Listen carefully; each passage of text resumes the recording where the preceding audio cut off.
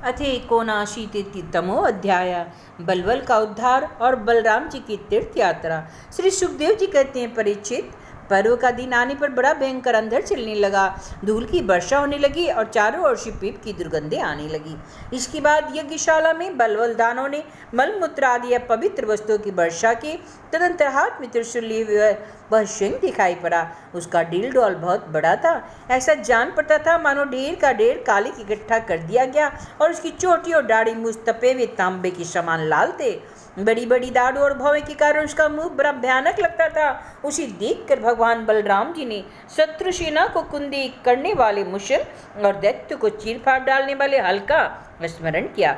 उनके स्मरण करते हुए दोनों शस्त्र वहां आ पहुंचे। बलराम जी ने आकाश में विचरने वाले बलबल दैत्य को अपने हल के आगे भाग से खींचकर उस बलद्रोही के सिर पर बड़े बेग से एक मुसल कसकर जमाया, जिससे उसका ललाट फट गया और वह खून उगलता हुआ आर्त स्वर में चिल्लाता हुआ धरती पर गिर पड़ा, ठीक वैसे ही जैसे ब्रज की चोट खाकर गेरू आदि से लाल हुआ कोई पहाड़ गिर पड़ा हो। नैमिषारण्यवासी महाभाग्यवान मुनियों ने बलराम जी की स्तुति की, उन्हें कभी न व्यर्थ होने वाले आशीर्वाद दिए, और जैसे देवता लोग देवराज इंद्र का अभिषेक करते हैं वैसे ही उनका भी अभिषेक किया। इसके बाद ऋषियों ने बलराम जी को दिव्य वस्त्र और दिव्याभूषण दिए तथा एक ऐसी वैजंती माला दी जो सौंदर्य का आश्रय एवं कभी न मुरझाने वाली कमल के पुष्पों से युक्त थी। तदंतर नैमिषारण्यवासी ऋषियों ने विदा होकर उनकी आज्ञा अनुसार बलराम जी ब्राह्मणों के साथ कौशिकी नदी के तट पर आए। वहां स्नान करके वे उस सरोवर पर गए जहां सरयू नदी निकली थी। वहां सरयू के किनारे किनारे चलने लगे, फिर उसे छोड़कर प्रयाग आए और वहां स्नान तथा देवता ऋषि एवं पितरों का तर्पण करके वहां से पुलहाश्रम गए। वहां वे गंडकी, गोमती तथा बिपाशा नदियों में स्नान करके विश्वनाथ के तट पर गए और वहां स्नान किया। इसके बाद गया में जाकर पितरों का वसुदेव जी के आज्ञा अनुसार पूजन यजन किया। फिर गंगा सागर संगम पर गए, वहां भी स्नान आदि तीर्थ कृत्यों से निवृत्त होकर महेंद्र पर्वत पर गए। वहां परशुराम जी का दर्शन और अभिवादन किया। तदंतर शब्द गोदावरी, बेना, पंपा और भीमरथी आदि में स्नान करते हुए स्वामी कार्तिक का दर्शन करने गए तथा वहां से महादेव जी के निवास स्थान श्री शैल पर पहुंचे। इसके बाद भगवान बलराम ने द्रविड़ देश के परम पुण्यमय स्थान वेंकटाचल बालाजी का दर्शन किया और वहां वे कामाक्षी, शिवकांची, विष्णुकांची होते हुए तथा श्रेष्ठ नदी कावेरी में स्नान करते हुए पुण्यमय श्री रंग क्षेत्र में पहुंचे। श्री रंग क्षेत्र में भगवान विष्णु सदा ही विराजमान रहते हैं।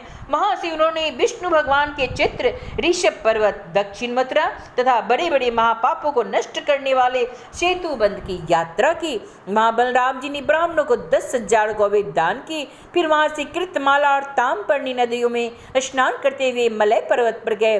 वह पर्वत 7 कुल पर्वतों में एक है। वहां पर विराजमान अगस्त मुनि को उन्होंने नमस्कार और अभिवादन किया। अगस्त जी से आशीर्वाद और अनुमति प्राप्त करके बलराम जी ने दक्षिण समुद्र की यात्रा की। वहां उन्होंने दुर्गा देवी का कन्याकुमारी के रूप में दर्शन किया। इसके बाद वे फाल्गुन तीर्थ अनंत शयन क्षेत्र में गए और वहां के सर्वश्रेष्ठ पंचाक्षर शरस तीर्थ में स्नान किया।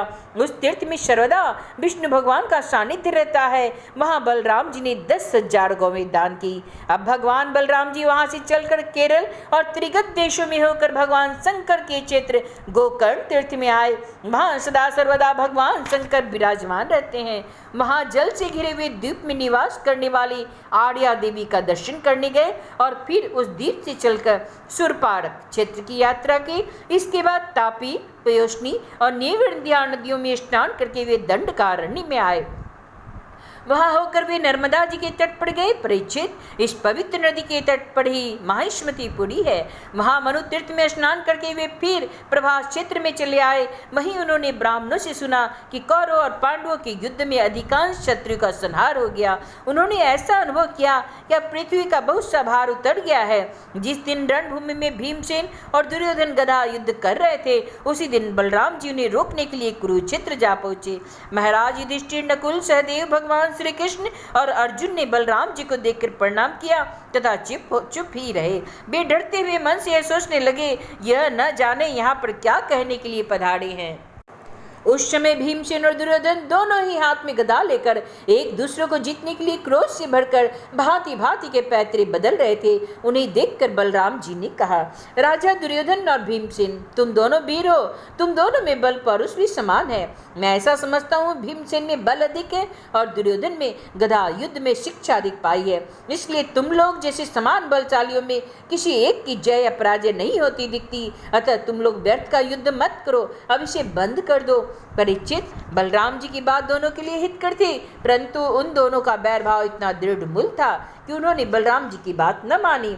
वे एक दूसरे को कटुवाणी और दुर्व्यवहारों का स्मरण करके उन्मत्त हो रहे थे। भगवान बलराम जी ने निश्चय किया इनका प्रारब्ध ऐसा ही है, इसलिए उसके संबंध में विषय आग्रह न करके वे द्वारिका लौट आए। द्वारका में उग्रसेन आदि गुरुजनों तथा अन्य संबंधियों ने बड़े प्रेम से आगे आकर उनका स्वागत किया।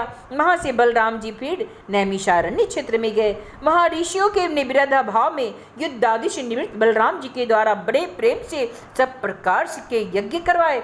परीक्षित, सच पूछो तो जितने भी यज्ञ है वे सब बलराम जी के ही अंग है, इसलिए उनका यह यज्ञानुष्ठान लोक संग्रह के लिए ही था। सर्वसमर्थ भगवान बलराम ने उन ऋषियों को विशुद्ध तत्वज्ञान का उपदेश दिया, जिससे वो लोग इस संपूर्ण विश्व को अपने आप में और अपने आप को सारे विश्व में अनुभव करने लगे।